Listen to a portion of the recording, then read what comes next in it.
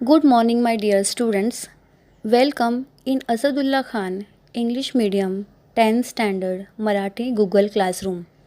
I hope you all are enjoyed your Eid vacations, and now we are going to continue our studies.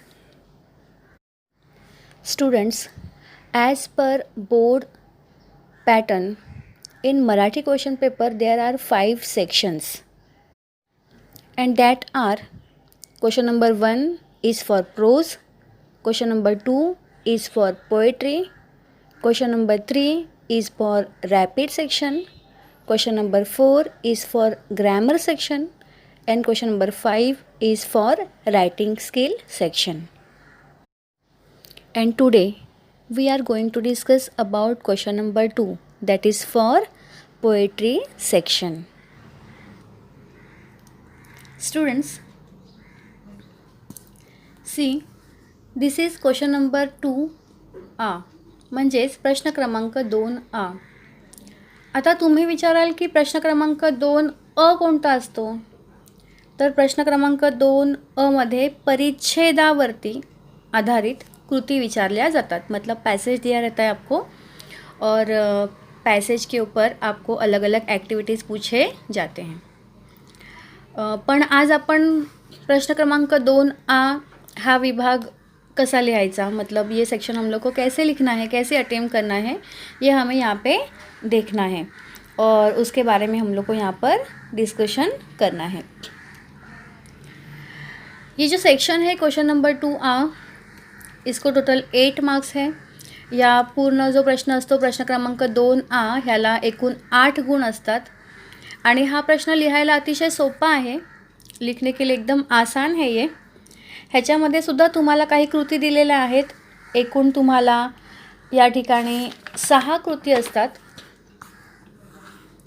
आणि 6 पैकी तुम्हाला 5 कृती ह्या लिहायच्या असतात. मतलब 6 में से आपको कोई भी 5 जो कृति है, एक्टिविटीज़ है, वो आपको लिखने होते हैं. ठीक है, मग आपण आता प्रश्न पाहूया. आधी तुम्हाला प्रश्न क्रमांक 2A मध्ये अशा प्रकारचा प्रश्न विचारलेला असतो: दिलेल्या मुद्द्यांच्या आधारे कवितेसंबंधी पुढील कृती सोडवा. मी इथे उदाहरणं घेतलेली आहेत. पहले उदाहरण है योगी सर्वकाल सुखदाता. ये जो संतवाणी हम लोगों ने पढ़ी है उसका नाम हमने यहाँ पे लिखा है. आणि दूसरी कविता जी आहे 2 दिवस, ही कवितासुद्धा आपण याचाही आपण अभ्यास केलेला आहे. तर तुम्हाला बोर्डाच्या परीक्षेमध्ये असे ह्या प्रश्न क्रमांक 2A मध्ये कोणत्याही 2 कवितांची नावे दिले जातील. मतलब कोई भी 2 पोएम्स के नाम आपको यहाँ पे दिए जाएंगे जो कि ऑप्शन में रहेंगे और जो पोएम की एक्टिविटीज़ आपको सॉल्व करनी है आप कर सकते हैं. There is a option for you. Any 1 poem you can solve here. आता आपला पहिला मुद्दा आहे या कृतीचा: प्रस्तुत कवितेचे कवी किंवा कवयित्री. म्हणजेच काय की जर तुम्ही योगी सर्वकाल सुखदाता ही कविता तुम्हाला इथे निवडायची आहे, अगर ये आपने सिलेक्ट किया तो आपको इससे रिलेटेड सारे पॉइंट्स लिखने हैं. और अगर आपने सेकंड पोएम 2 दिवस ये सिलेक्ट किया, जर तुम्ही ही कविता निवडली तर तुम्हाला त्याची कवी आणि कवयित्री लिहायची आहे. मतलब आपको अगर आपने फर्स्ट पोएम सिलेक्ट किया तो उसके हिसाब से आपको सब लिखना है और अगर आपने सेकेंड पोएम को सिलेक्ट किया तो उसके हिसाब से आपको सब लिखना है. मग आता आपण जे घेतलेली आहे उदाहरण म्हणून, तर आपण योगी सर्वकाळ सुखदाता ही कविता घेतलेली आहे. हमने ये फर्स्ट पोएम की एक्टिविटीज़ हम लोग यहाँ पे सब सॉल्व करने वाले हैं, इसीलिए उससे रिलेटेड हम लोग सब यहाँ पे लिखने वाले हैं. तो पहला मुद्दा है फर्स्ट रहता है, ये पॉइंट्स आपको दिए रहते हैं. ठीक है, तो इसके बारे में ज़्यादा सोचने की ज़रूरत नहीं है. हे तुम्हाला मुद्दे परीक्षेमध्ये दिले जातात. तर पहिला मुद्दा आहे प्रस्तुत कवितेचे कवी किंवा कवयित्री. ठीक आहे, मग आता योगी सर्वकाळ सुखदाता याचे कवी कोण आहेत? तर आहेत संत एकनाथ. तो ह्याचं उत्तर तुम्हाला लिहायचं आहे. इसका आंसर आपको लिखना है संत एकनाथ. जर तुम्ही एवढं लिहिलं, इतना आपने लिखा, तर तुम्हाला इथे मिळतो पूर्ण 1 गुण. यहाँ पे आपको पूरा 1 मार्क्स मिल जाएगा. ठीक आहे. आणि म्हणून हा आजच्या लेक्चरसाठी मी मुद्दामून हा प्रश्न निवडलेला आहे, कारण ह्या लॉकडाऊनच्या काळामध्ये तुम्हाला घरी बसून आरामात सगळ्या कवितांचे कवी, कवितेचा विषय वगैरे हे जे सगळे पॉईंट्स आहेत ते बायहार्ट करायला किंवा लर्न करायला सोपं जाईल. आणि तुमचे हे जे 8 मार्क्स आहेत, मतलब आपके जो ये 8 मार्क्स है वो आपके सिक्योर हो जाएंगे. इसके लिए आज हम लोगों ने ये टॉपिक डिस्कस करने के लिए लिया है. दूसरा मुद्दा आहे प्रस्तुत कवितेचा विषय. विषय मतलब आपको पता है ना टॉपिक, की ह्या पोएमचा बेस काय आहे. ठीक आहे. तर तुम्हाला माहितीच आहे योगी सर्व काळ सुखदाता या कवितेमध्ये काय केलेलं आहे, तर योगी पुरुष व पाण्याची तुलना करून, तुलना म्हणजे कंपॅरिझन. ठीक आहे. योगी पुरुषाचे श्रेष्ठत्व, महानता, ग्रेटनेस स्पष्ट केले आहे. तर तुम्हाला अतिशय थोडक्यामध्ये एकदम शॉर्ट में आपको यहाँ पे लिखना है पोएम का टॉपिक क्या है या कौन से टॉपिक पे बेस ये पोएम है. ठीक है. म्हणजे तुम्हाला इथे 1 गुण मिळाला, आपको यहाँ पे 1 मार्क्स मिल गया. आणि दुसरा मुद्दा तुम्ही इथे आरामात लिहिलेला आहे, म्हणून तुम्हाला इथे सुद्धा पूर्णचे पूर्ण 1 मार्क्स मिळतो. ठीक आहे. आणि म्हणून हा जो विभाग आहे अतिशय महत्त्वाचा आहे, कारण ह्यामध्ये तुम्हाला एकूण 8 पैकी जास्तीत जास्त गुण मिळवता.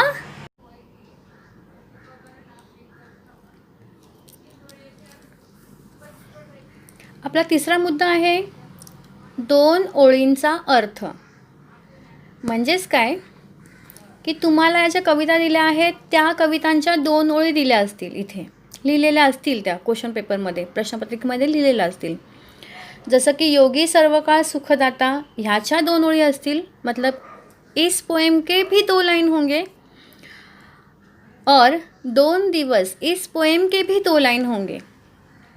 तो आपने स्टार्ट से ही, शुरुआत से ही, म्हणजे तुम्ही सुरुवातीपासूनच जी कविता निवडली असेल इथे, त्या कवितेच्या 2 ओळींना निवडा आणि त्यांचा तुम्हाला इथे सरळ अर्थ लिहायचा आहे. मतलब जो पोएम आपने सिलेक्ट किया है उस पोएम के लाइन्स को आपको यहाँ पर क्या करना है, इन शॉर्ट एक्सप्लेन करना है.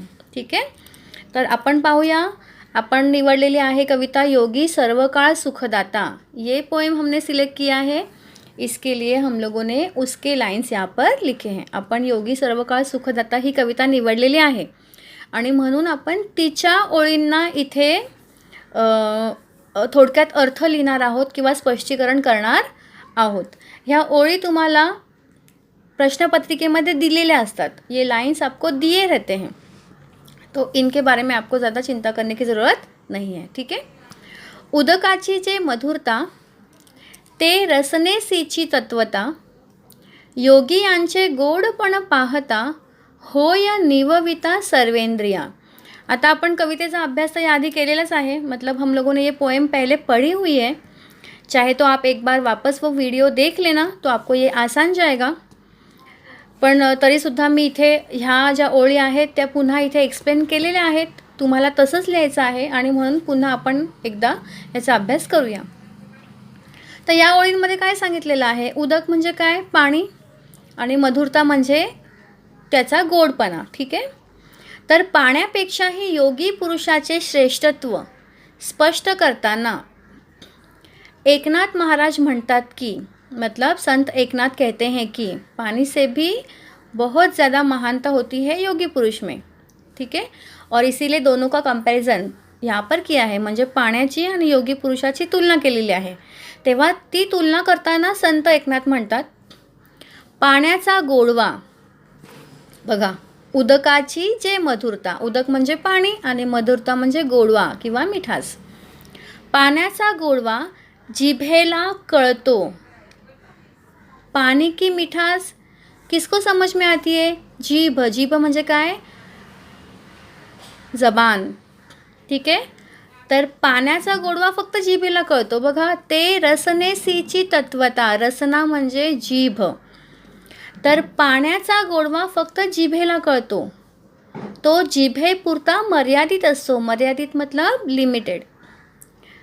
म्हणजेच काय की पाणी कसं आहे, पाणी आपल्या जिभेची तृप्ती कसं भागवतं हे फक्त जिभेला समजतं. मतलब ये सिर्फ जबान तक ही लिमिटेड आहे. परंतु आता दुसरी ओळ पहा, योगी यांचे गोडपण पाहता.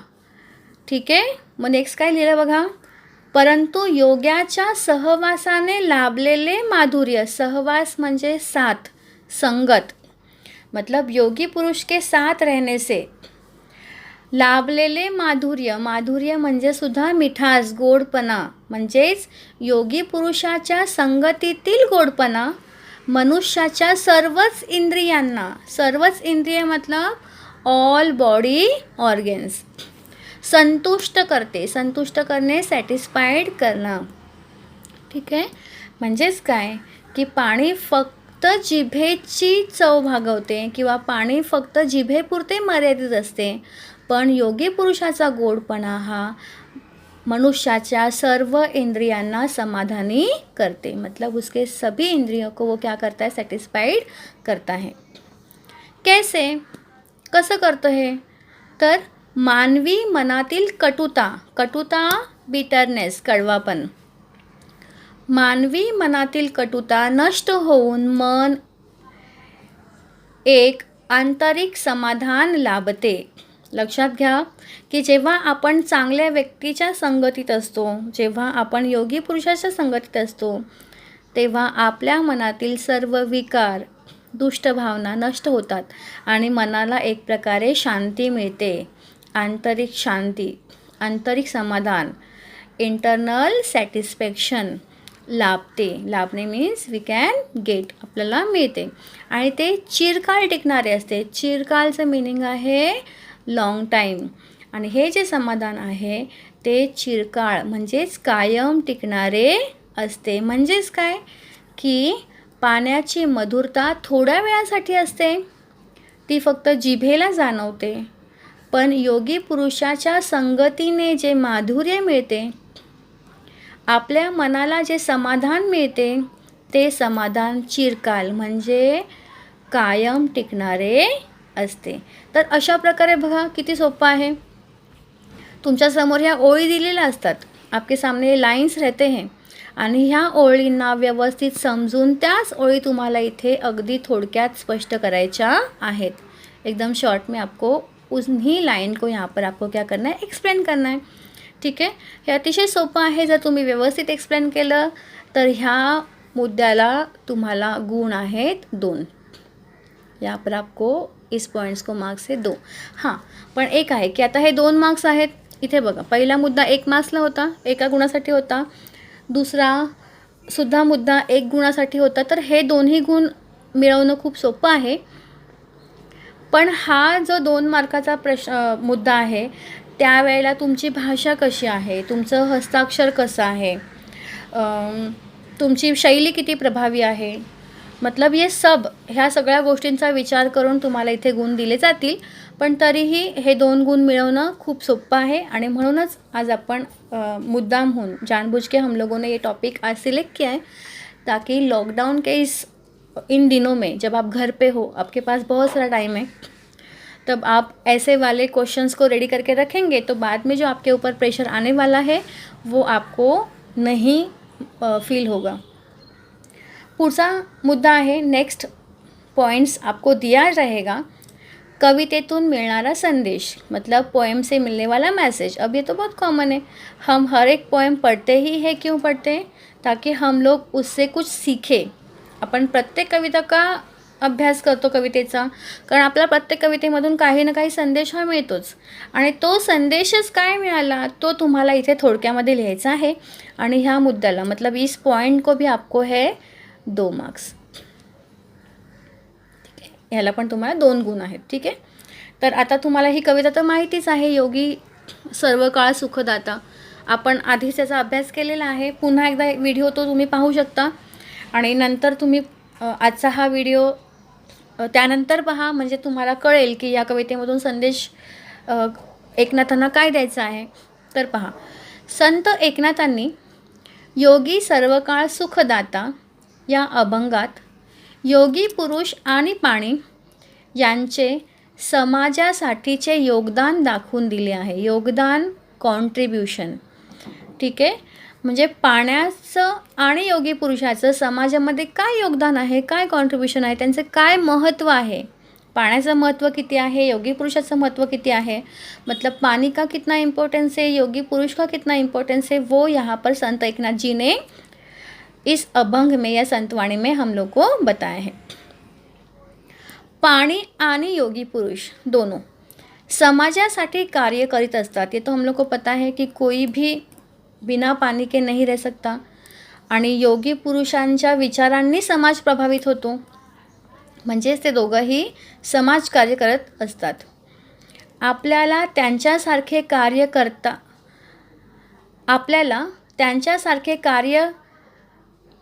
करता नहीं आले तरी चालेल. मतलब अगर हम लोग योगी पुरुष तो नहीं बन सकते, उनकी तरह हम लोग काम नहीं कर सकते तभी भी चलेगा. पण योगी पुरुषांनी दाखवलेल्या, यहाँ पे वर्ड स्किप हो गया तो मैंने ऊपर लिखा, ये एक रूल है लैंग्वेज का कि अगर कोई वर्ड आपसे स्किप हो जाता है तो यहाँ पे हम लोग ट्रायंगल बनाते हैं और वो वर्ड ऊपर लिख देते हैं. ठीक आहे.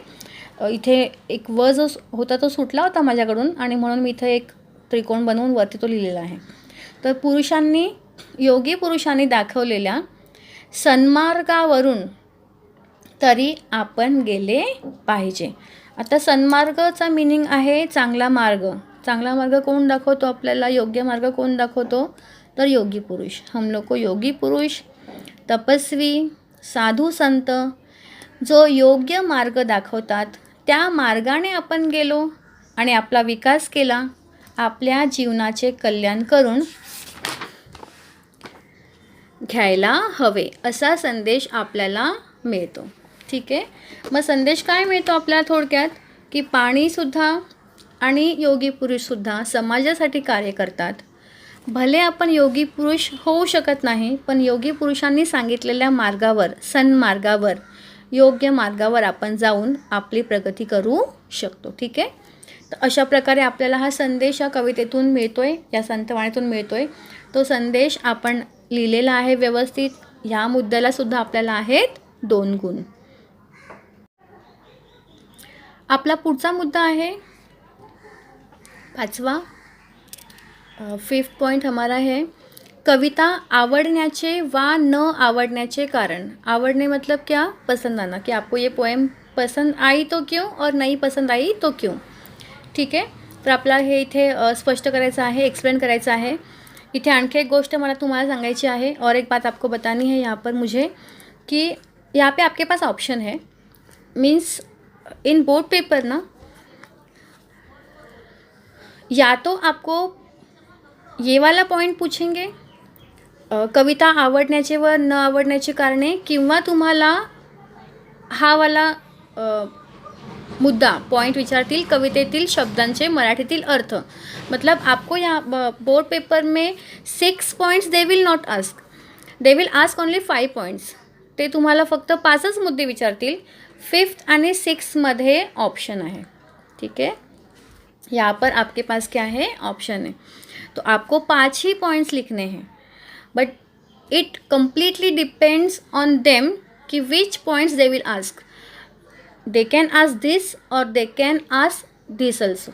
म्हणजे तुम्हाला ते हा पॉईंटसुद्धा विचारू शकतात किंवा हा पॉईंटसुद्धा विचारू शकतात. दोन्ही पॉईंट लिहायला खूप सोपे आहेत.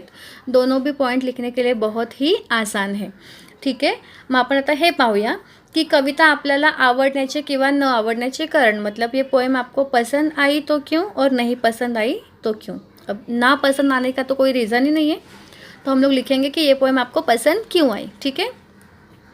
तर आपल्याला ही कविता का आवडली, तर पहा, संत एकनाथांनी योगी पुरुष आणि पाणी यांची तुलना करून योगी पुरुषाचे महत्त्व सांगितले आहे. लक्षात ठेवा, आपल्याला एखादी कविता का आवडते, मतलब हम लोग को कोई भी पोएम क्यों अच्छी लगती है. एक तो ती जी कविता असेल त्या कवितेतून व्यक्त होणारा विचार चांगला असेल, म्हणजे विषय चांगला असेल कवितेचा, तर हा जो विषय आहे योगी पुरुष आणि पानी यांची तुलना करून योगी पुरुषाचे महत्त्व. देखा आपने इसके पहले भी तुम्ही याच्या आधीसुद्धा तेच लिहिलेलं आहे बघा.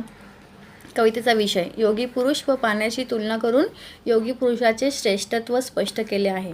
ठीक आहे, म्हणजे कवितेचा विषय चांगला आहे, पोएम का टॉपिक अच्छा है, इसके लिए मुझे ये पोएम अच्छी लगी, हे आपण लिहू शकतो. म्हणजे तुम्हाला हे कळालं असेल, आपको ये समझ में आया होगा कि यहाँ पर आपको एक्स्ट्रा कुछ नहीं लिखना है. आपको करना क्या है, थोड़े से ट्रिक्स लगाओ, अपने ट्रिक्स यूज़ करो कि आपको जो संदेश मिलता है पोएम में से और आपका जो विषय है पोएम का वो मुझे अच्छा लगा, वो क्या था वो आपको यहाँ पे एक्सप्लेन करना है और बोलना है कि इसके लिए मुझे पोएम अच्छी लगी. ठीक है. चंद्र किरण व चकोर, पांखोवा आणि पिल्ले, जीवन मतलब पाणी, हां म्हणजे पाणी, व जीव, जीव म्हणजे लिव्हिंग थिंग्स किंवा सजीव, या उदाहरणांचा योग्य वापर करून प्रॉपर यूज़ करके, ये जे एग्जाम्पल्स है उनको प्रॉपरली यूज़ करके मनातील भाव व्यक्त केले आहे. भाव मतलब फीलिंग्स. ठीक आहे. आपण जेव्हा ही कविता शिकलो तेव्हा पाहिलं होतं की चंद्रकिरण आणि चकोर, पांखोवा आणि पिल्ले, जीवन म्हणजे पाणी आणि जीव यांचा संबंध सांगितला होता. इनका रिलेशन कैसे वो बताया था. ठीक आहे. और उसके माध्यम से, त्याच्या माध्यमातून संत एकनाथांनी त्यांच्या मनातील भावना व्यक्त केल्या होत्या आणि त्यामुळे मला हा अभंग खूप आवडला. इसके वजह से मुझे ये संतवाणी बहुत अच्छी लगी. ठीक है. कोई नॉर्मल संतवाणी होगी, कोई नॉर्मल पोएम अगर यहाँ पे होती तो आप लिख सकते हैं. तुम्ही लिहू शकता की भाषा अतिशय प्रभावी आहे, समजायला सोपी आहे, यमक योग्य ठिकाणी जुळवलेला आहे. यमक मतलब रायमिंग वर्ड्स प्रॉपरली यूज़ किए हैं, म्हणून मला आवडले. कवितेचा विषय चांगला आहे. विषय कोणता मतलब टॉपिक, कौन से टॉपिक पे बेस है पोएम वो लिख दो वहाँ पर शॉर्ट में. कवितेचा संदेश काय आहे तो लिहा. आणि ही सगळी कारणं मतलब ये सब जो रीज़न है वो पोएम अच्छा लगने के रीज़न हो सकते हैं. मतलब ये पॉइंट आपको अलग से नहीं करना है, बाकी पॉइंट्स को कनेक्टेड, बाकी जे मुद्दे आहेत त्याला जोडलेला असा हा मुद्दा आहे. ठीक आहे. तर ह्यालासुद्धा आहेत एकूण 2 गुण. इसको भी आपको टोटल 2 मार्क्स. ठीक आहे. आता पुढचा मी तुम्हाला बोलले होते कि ऑप्शन में रहेगा, या तो आपको ये पूछेंगे या फिर आपको ये पूछेंगे. ठीक है. हा तर खूप सोपा आहे. कवितेतील शब्दांचे मराठीतील अर्थ आपको 4 वर्ड्स देंगे पोएम में से, वो लोग देंगे. तुम्हाला प्रश्नपत्रिकेमध्ये कवितेतील 4 शब्द असतील आणि त्या शब्दांचे तुम्हाला मराठीमध्ये अर्थ लिहायचे आहेत. मतलब मराठी में आपको मीनिंग लिखना है, वो बहुत आसान है. इसलिए लॉकडाउन का जो ये टाइम है उसका आप लोगों को बहुत अच्छे से यूज़ करना है और इसीलिए हम लोगों ने ये टॉपिक आज यहाँ पे डिस्कस करने के लिए लिया है कि आज से ही तुम लोग अगर ये सब लर्न करना स्टार्ट कर देते हैं तो तुम लोग को बाद में प्रेशर नहीं होगा. ठीक है. तर पहिला आहे तेवी. तेवीचं मीनिंग आहे त्याप्रमाणे. दुसरा आहे जळ. जळ म्हणजे पाणी, तुम्हाला माहिती आहे. क्षाळणे मतलब धुणे, वॉश करणं.